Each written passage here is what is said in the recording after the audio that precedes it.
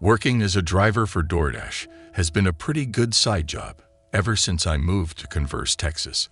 I mainly pick up deliveries inside of San Antonio, but sometimes I will find ones that take me out of Converse and a bit into the country. Now, I used to not mind those deliveries, and I would pretty much accept any job that I could handle, but after this one incident that brought me to a Texas ranch, I will no longer go outside of the cities of Converse and San Antonio. It was around 8:30 p.m., and I picked up an order that brought me out to the middle of nowhere. That's the crazy thing about Texas. One second you can be in a big city, and the next, there is practically nothing around you for miles. As I drove around looking for the entryway onto this massive property, I began following a large fence that ran alongside the street. I figured the fence would eventually lead me to the entryway, and I was correct. I pulled into a small driveway that led me to a large electric gate with a number pad that required a code to get in. I wasn't given a code, so I decided to contact the person who sent out the order. They responded within a minute with a text that read, "The code, #6660. Welcome to the family." I was confused by that last line, but I leaned out of my car window and punched in the code, chuckling to myself at the fact that they used 666 for a code. After a second, the gate made a loud banging sound, and then slowly slid open across rust-covered tracks. The gate opened to reveal a long winding pathway with trees lining both sides of it. They must have been planted there by the owners a while back because they looked oddly out of place compared to the barren fields that surrounded the ranch. I began to make my way down the driveway, and I couldn't help but shake the creepy feeling that was coming over me. I was on edge, which I'm glad for because as I rounded one of the small bends, in the middle of the driveway my headlights revealed a tall, pale man wearing a dirt-covered black suit. We stared at each other for a moment without either of us moving. I was in shock. Eventually, I got the courage to roll my window down a bit and yell out, "Did you order the takeout?" But he didn't answer. All he did was step to the side and point down the driveway, as if telling me to continue. Reluctantly, I did. I continued down the pathway, and behind every couple of trees, I can't help but think that I see more people dressed up in a similar suit as the man who had been standing in the driveway. Still, I continued on. Finally, I could see a house in front of me, but as if it was something out of my worst nightmare. Standing on the porch of the large house and along the outside of the driveway were at least a dozen or more men, all dressed in dirt-covered suits, some black and some gray. I froze. I didn't know what to do, but I knew for a fact that nothing could make me get out of my car at that moment. After sitting in the driveway, staring at the group of strange men, I noticed that one of them had something in their hand. My eyes widened as I realized what it was, and I quickly threw the car into reverse. One of the men on the porch was carrying a rifle of sort. I wasn't close enough to see what kind it was, but I knew it was a firearm of some sort. I slammed my foot on the gas and began swinging my car around in reverse to turn around so that I could drive out of there as fast as I could. At that point, I noticed a few of the men now begun walking toward my car. After fully turning around, I put my car into drive and began flooring it. I let out a scream as I heard a loud bang followed by my rear windshield shattering. I leaned forward and made my head as low as possible while still being able to see over the dashboard. As I made my way down the driveway, every tree that I passed I could see a man stepping out from behind it and walking toward the path that I had been driving down. Luckily, none of them seemed to be armed. I made it out of the driveway and onto the road, and as I passed the still open gate, I noticed that it began to close. They were trying to trap me inside with them. I sped down the road and called 911 as I made my way to the police station and explained to them what just happened to me. They were confused when I told them the address because they were familiar with it, and it had apparently been an abandoned property for the past decade. By the time the officers made it to the ranch, however, they said it appeared to still be abandoned, and there was no one around. 3 hours after I finally got home, around 2:30 a.m., I received a text message saying, "Where'd you go?" It was just getting fun. That was the last time I ever took an order outside of the city.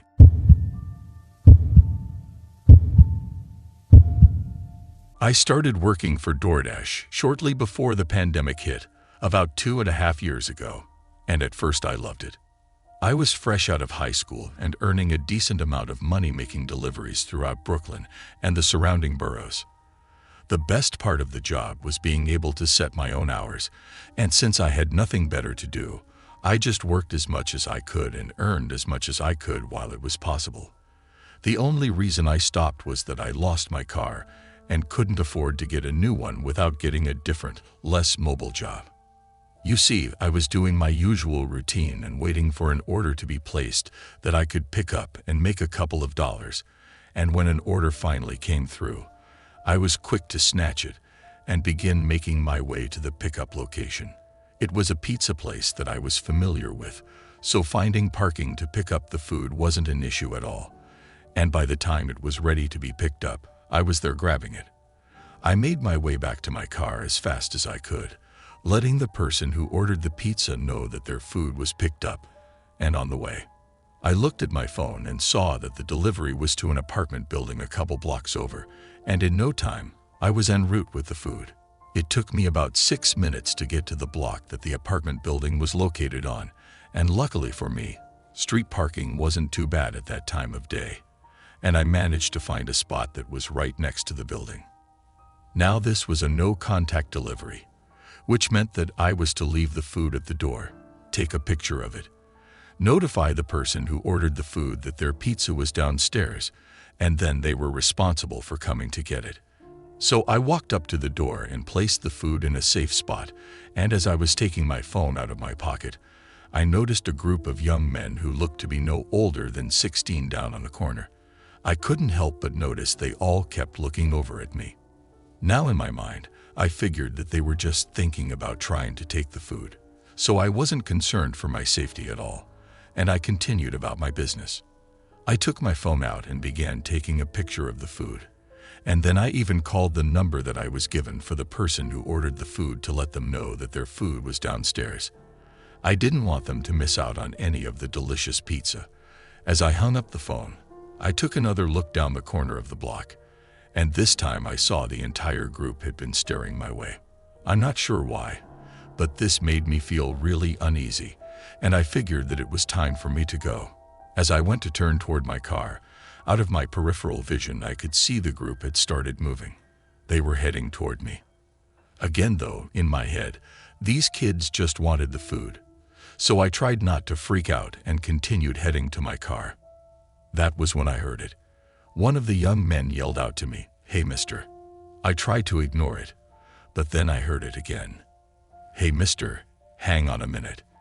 To this day, I'm not sure why, but I stopped in my tracks and turned to face the group that was trying to get my attention. As I turned though, I quickly learned what their intentions were.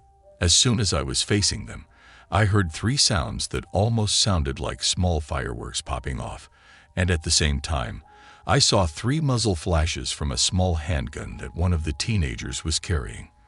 I didn't feel anything at first, but when my leg buckled underneath me, I looked down and knew right away that I had been hit.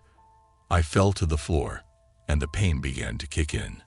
I screamed out for help, thinking that surely I was about to be killed for some unknown reason. I was somewhat thankful, however, when the group ran past me and straight to my car, which still had the keys inside. I heard the sound of people around me screaming as the car pulled off. The person who had ordered the food had come outside by that point, and they were the ones who called the ambulance for me. I never got that car back, but thankfully, I was still able to walk after all was said and done, and I definitely learned a lesson about being aware of my surroundings.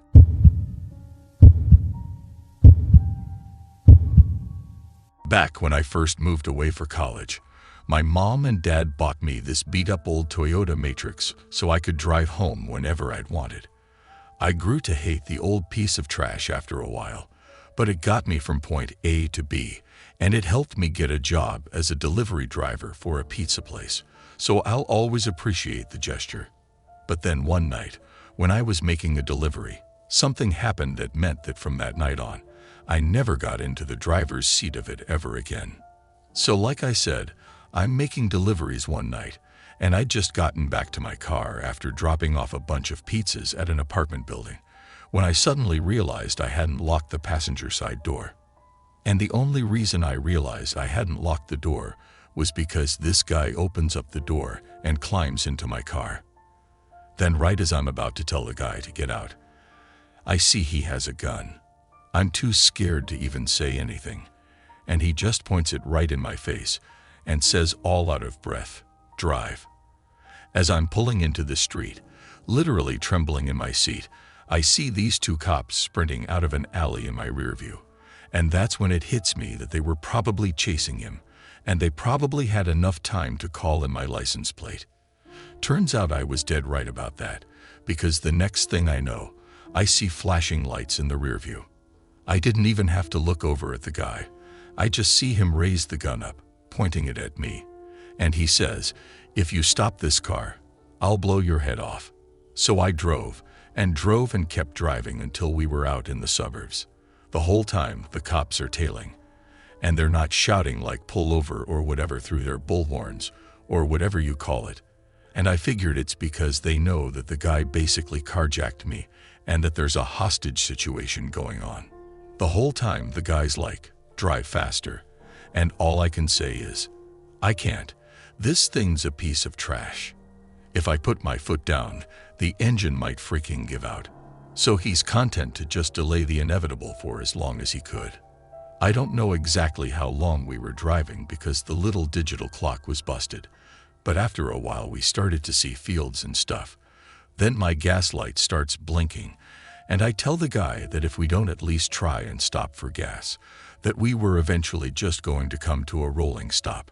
He tells me to stop at the next gas station we see, so that's exactly what I do, but not before the guy uses his phone to call 911, telling the operator exactly what's going on, and to tell the cops that if they come near the car while we're topping up our gas, he's going to kill the hostage, me. We eventually pull into this gas station in the middle of nowhere, and I'm absolutely terrified.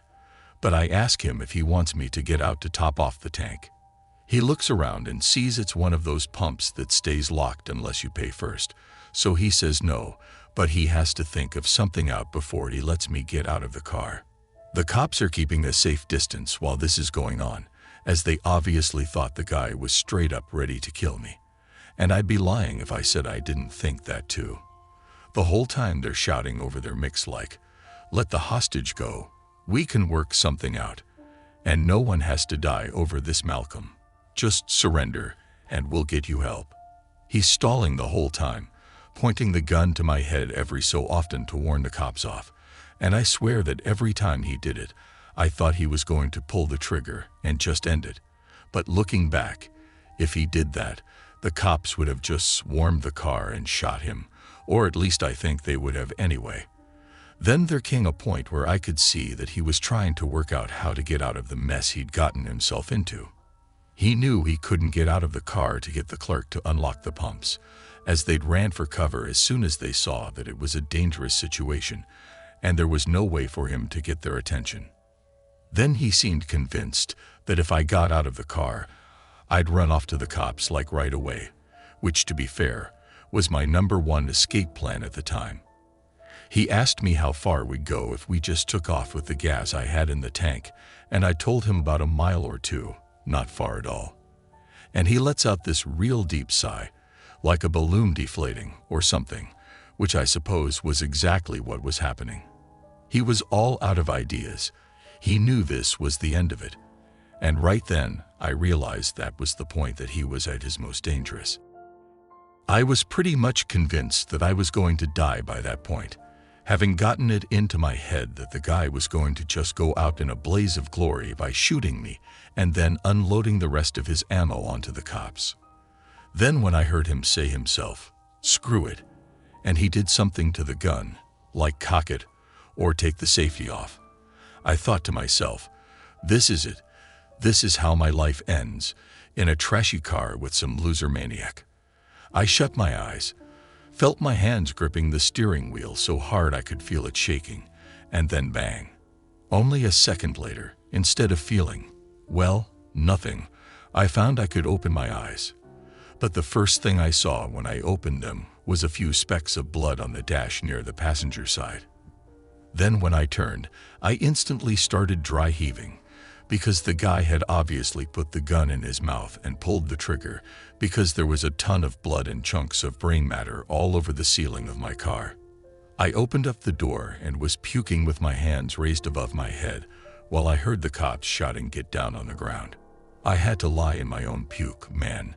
Just lie there while they ran over with their guns on me, just in case I was somehow in on it. It sounds crazy, but I really didn't mind, knowing it was all over, that I was safe. Well, relatively anyway. It was all gravy by that point. Like, I don't even think I can really describe that kind of relief in actual words. I literally felt high off of it. You see and hear about people crying in the aftermath of stuff like that, and I guess that's just how they deal with the emotion. But to me it kind of felt like I'd won something, like I'd beat the carjacker by surviving or whatever. Anyway, I better sign off before this starts sounding too abstract, but I can definitely say I wouldn't wish that kind of experience on anyone, ever.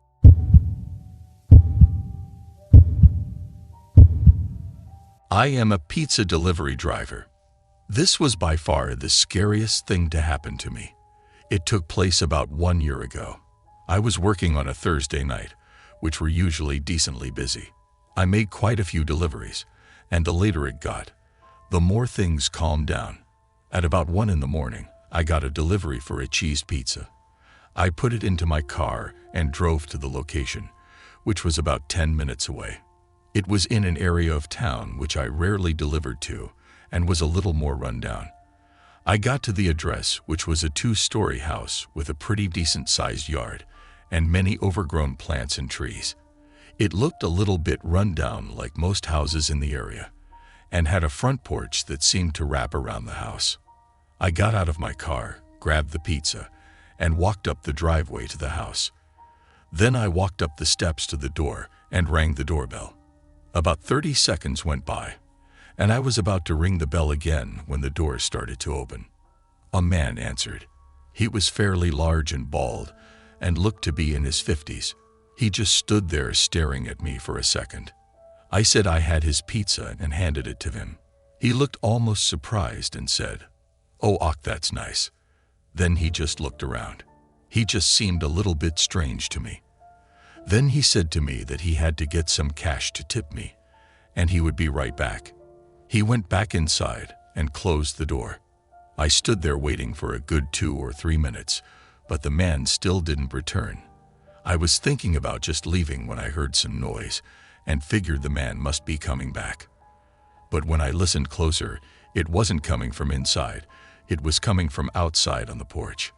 I looked around to the direction of the noise.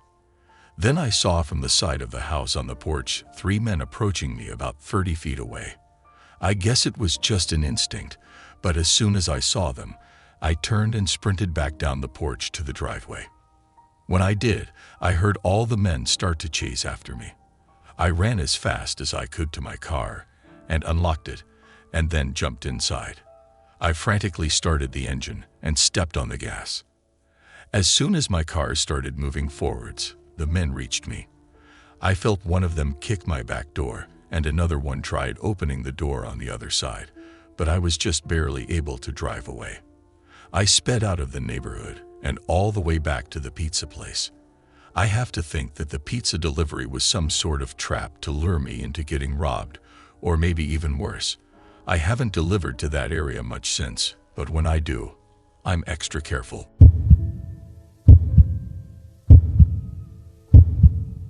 I am a 21-year-old female. Around 3 years ago, when I turned 18, I decided to get a job as a pizza delivery driver. We lived in a small town and there wasn't much, but there was a little pizza place. My older brother had worked there as a pizza delivery driver the year before. I went in one day to ask for an application to work there. The owner was a middle-aged man named Gary. He told me I was hired as soon as I asked for the application. I thought he must be joking, so I laughed, but then he said he was serious. I remember my brother had said that Gary was a little weird, but I didn't really mind as long as I had a job. I got trained the next week, and soon after was my first real day on the job. I was scheduled to work a night shift, and when I arrived, it was just me, Gary, and another kid that I went to high school with named Mike. Like I said, it was a small place and a small town, so it wasn't usually that busy. I waited around and swept the floors for a few minutes before an order for a delivery came in. How it would usually work is Gary would make the pizzas, and then the drivers would deliver them. When the pizza was done, I was told to deliver it, so I took the address and then the pizza and got into my car. But when I did, Gary followed me. He told me he wanted to ride with me and make sure I did the delivery correct. I was a little annoyed because I knew I would get it right, and I didn't want him going with me. I thought it would be really awkward, and Gary just kind of gave me the creeps. He was the boss though, so I had to do what he told me to. I got in and drove to the address without a problem. Gary didn't really say anything during the drive. He just watched me. We arrived at the house and I got out and gave them the pizza. Gary stayed in the car and waited. When I got back to my car that was parked on the street, I saw that Gary was in the driver's seat now and was motioning for me to get in the passenger side. I got in and asked him why he was driving. He said he needed to show me something. I was getting a bad feeling, and I really didn't like Gary dragging my car. I asked him again what he was doing, this time with a more stern tone in my voice, but he didn't answer me this time and focused his eyes on the road. He started driving back, but then made a turn that I realized was not the right way to go back. Then Gary spoke, but his tone of voice changed. He said, "Just shut up." I knew then that I was in trouble. I feared for what Gary might do, and he was much bigger than me. He took a road that led more into the wilderness, and we drove for several minutes. Then I saw a stop sign coming up. I did just what I felt I had to do, and as soon as the car came down to a slow enough speed, I opened the door and got out, and then I ran as far away as I could. I started running in some grass, and then sort of a wooded area. As I was running, I heard his door open, and I heard him shouting, but I couldn't understand what he was saying. That made me run even faster. I didn't know where I was going, but I knew I needed to get away. I ran for as long as I could before running out of breath, and then I hid behind a tree. I didn't hear him or anything, so I decided to take out my phone and call my mother. I told her what had happened, and she had me turn my location on so she could pick me up. She arrived about 15 minutes later, and then called the police. My car and Gary had both vanished. He ended up being found and arrested a week later. My car was found in his garage. His restaurant was shut down, and I ended up getting a job at a local grocery store instead.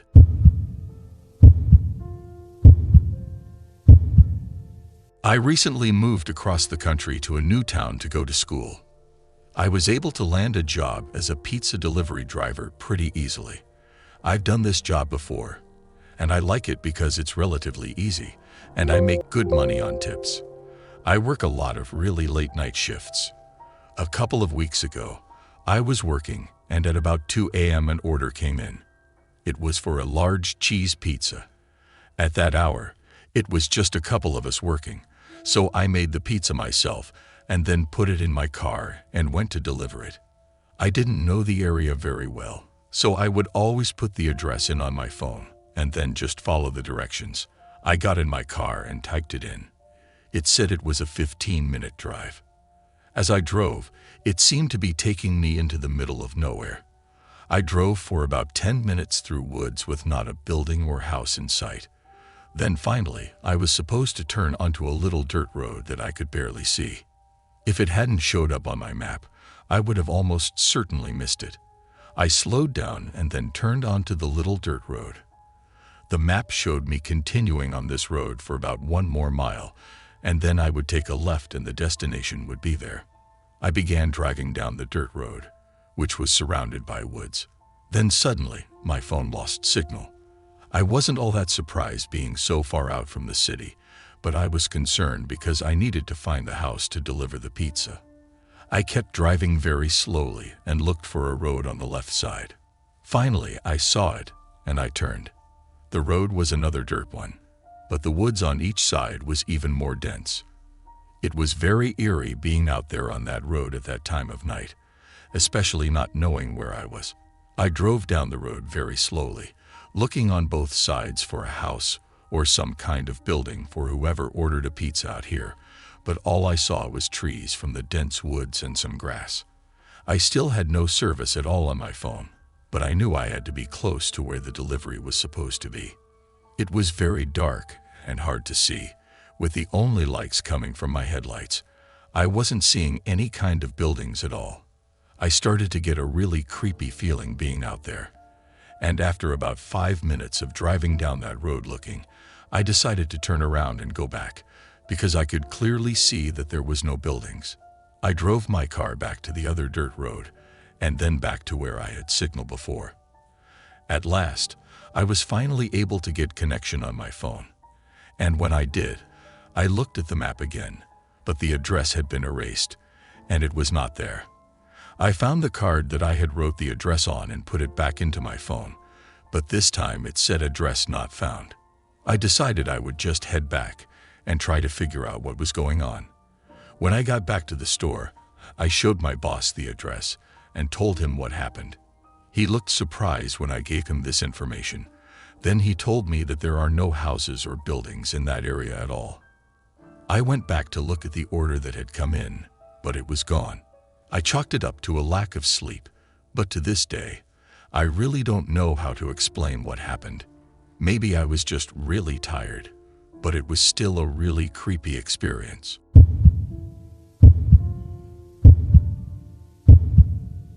Growing up in a small town in Colorado, there weren't a ton of options for work as a 19-year-old who didn't go to college. So when I got my license, I ended up grabbing a job for one of the local diners that I used to love eating at. They had a delivery position, and I also bussed tables when there were no orders to be delivered. The radius for delivery wasn't too large, only about 3.5 miles. What happened was that the diner got a delivery order, and right away I recognized the address. It was one of our regulars, and after their food was made, it would only be a 15-minute drive for me. When I got in my car, I didn't even have to use the GPS because I knew the exact house I was going to. It was a small single-story house that was in the middle of the woods. I loved this house's long gravel driveway. I would always see small critters like squirrels and other animals running through the trees and along the stone wall that lined the path. The driveway would then open up to an area that had room for about 4 cars to park in, which I loved because they only ever had 1 car in the driveway, so I had enough space to simply turn around instead of having to reverse and make a turn. As I made my way down the driveway that evening, I was surprised that I didn't see any animals scurrying around. But I figured since it's getting cold again, it was just that time of year, so I drove all the way down the driveway and pulled in front of the house. As I got out of the car, I couldn't help but feel like someone or something was staring at me. I just brushed it off as the owner looking out of their window, though, and continued to round my car to the passenger side to get the food. As I'm leaning into the passenger side of the car, I heard the sound of something moving around behind me. I stood up straight and quickly turned to see what it was, but there was nothing there. I shrugged and continued to get the food out of my car. This time, though, as I was closing the passenger door, I heard what was an unmistakable deep growling noise coming from the trees.